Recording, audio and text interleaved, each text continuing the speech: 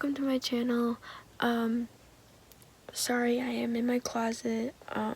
I sort of have to be quiet because my mom is in the other room sleeping, and my dad's downstairs, and all of us have to get up at 2:30, well, I do 2:30 or 2:45 to leave at 3 to head to the airport.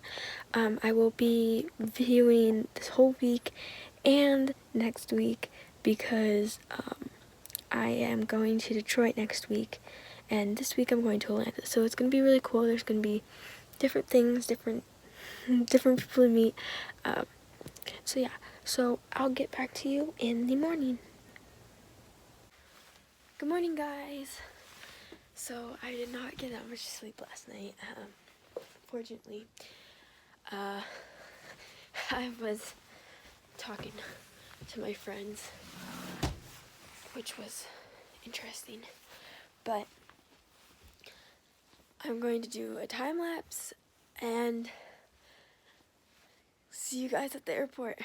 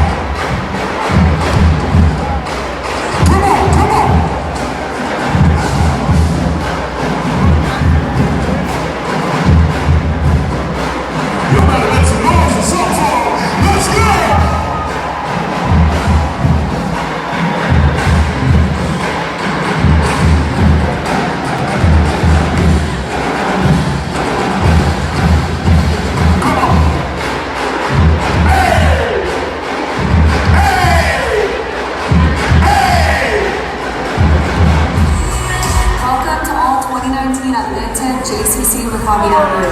I'm Alex Morgan, 2012 Olympic gold medalist from the London Games, and I just want to wish you all the best in these games, and I hope you guys bring home a medal, but more importantly, I hope you enjoy the experience and really love hanging out with your teammates and spending time and making memories with them. So good luck to everyone, and let the games begin. Hey Maccabi athletes, this is 5-time Olympic gold medalist Missy Franklin, and I am so excited you guys are all in Atlanta. We're going to have the most amazing time. I cannot wait to cheer all of you on. My greatest piece of advice is just make as many friends as possible. You'll probably forget the results in like 10 years, but you'll never forget the friends that you have for the rest of your life. Have so much fun, good luck, and all the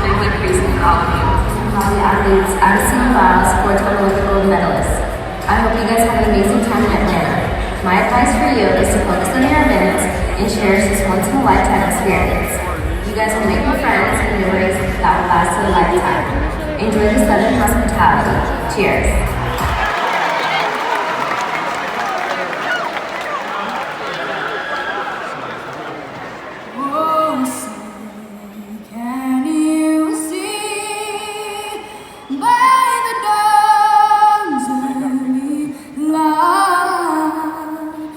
So proudly we hailed at the twilight's last gleaming, whose broad stripes and bright stars through the perilous fight, oh, the ramparts we watched were so gallantly streaming, and the rackets rattling, the bombs bursting in air, gave proof through the night that our flag was still there.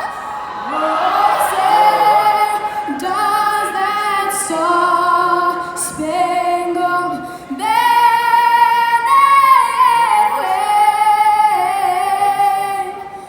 Oh, the land of the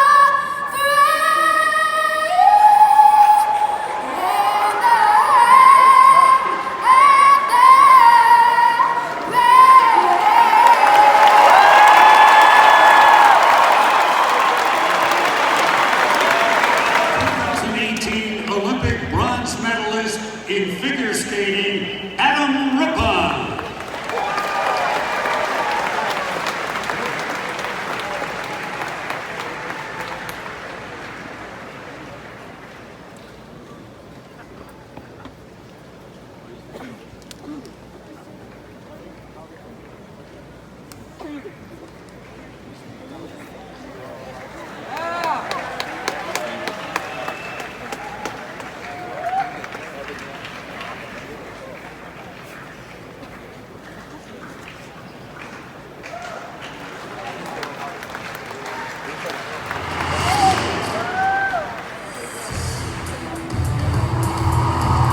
From those awesome moves at the Olympic Games to his front and center role in Stars on Ice. And now, his high-scoring steps on Dancing with the Stars.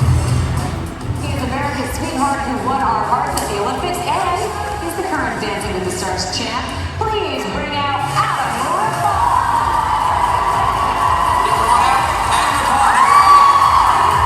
It is really important for the youth out there to have somebody and have a face on television and sports in every area and say that you know, there are gay people everywhere. Right here, we're 2 for 2 like that.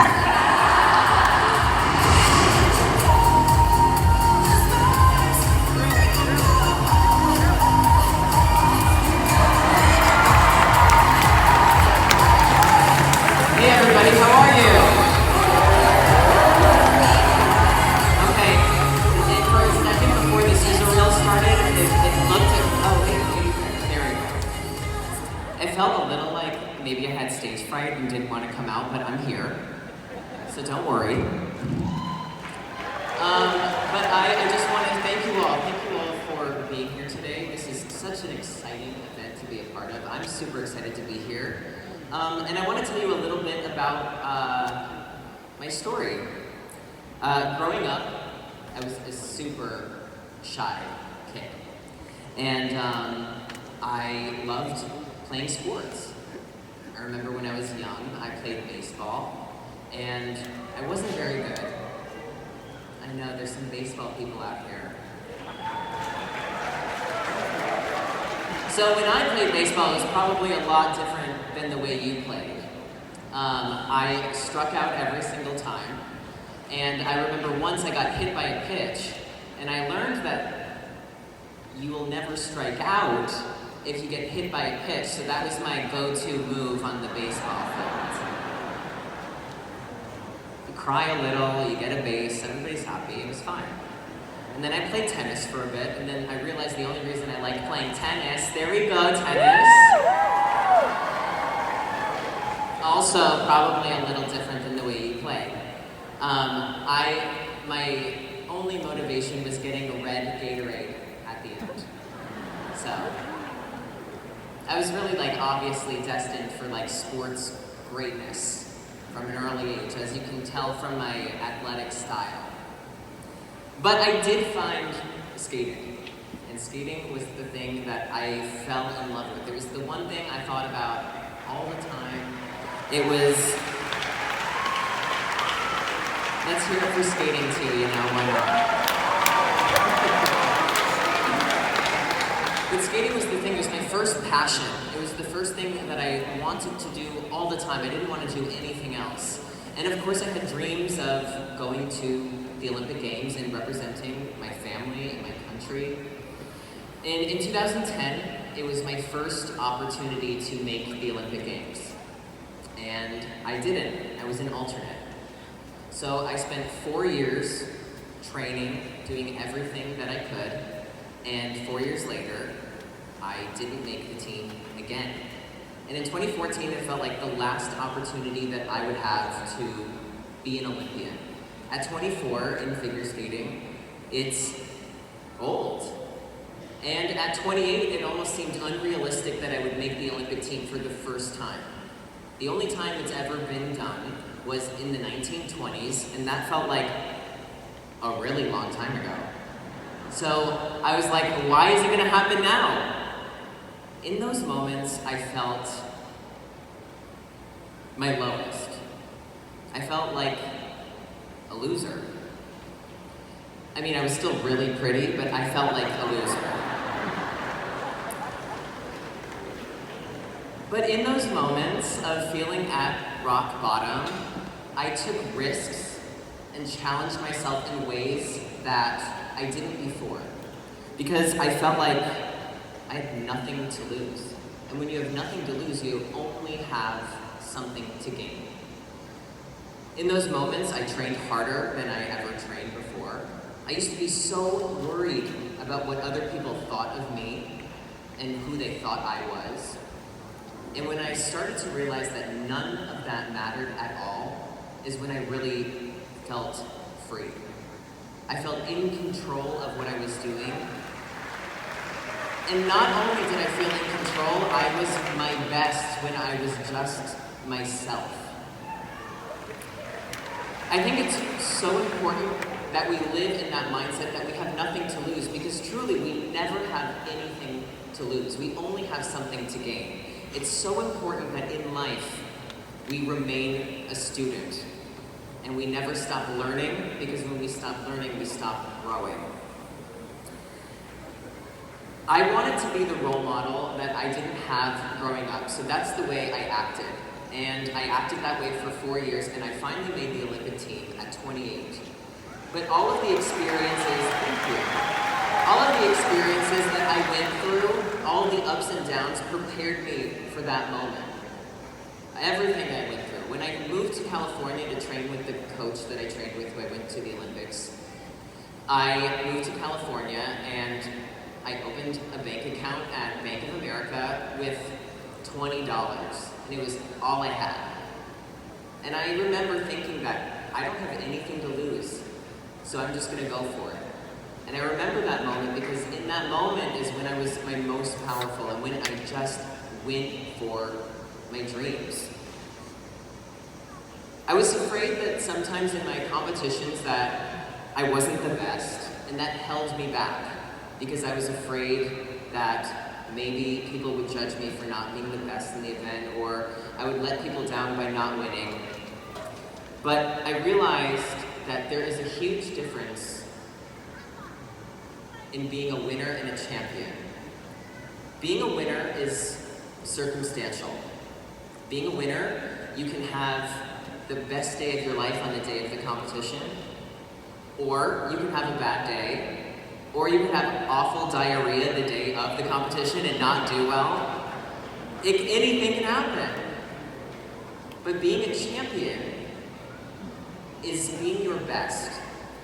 And being a champion is treating others with respect, with the respect that you want in return. Being a champion is the way that you handle yourself and the way that you prepare for your event. And I know today in front of me, I'm in a room full of champions.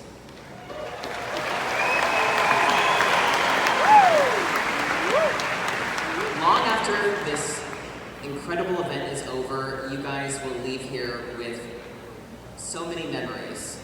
And you are going to leave here with friendships. You guys are all family. Sports is a place for everyone.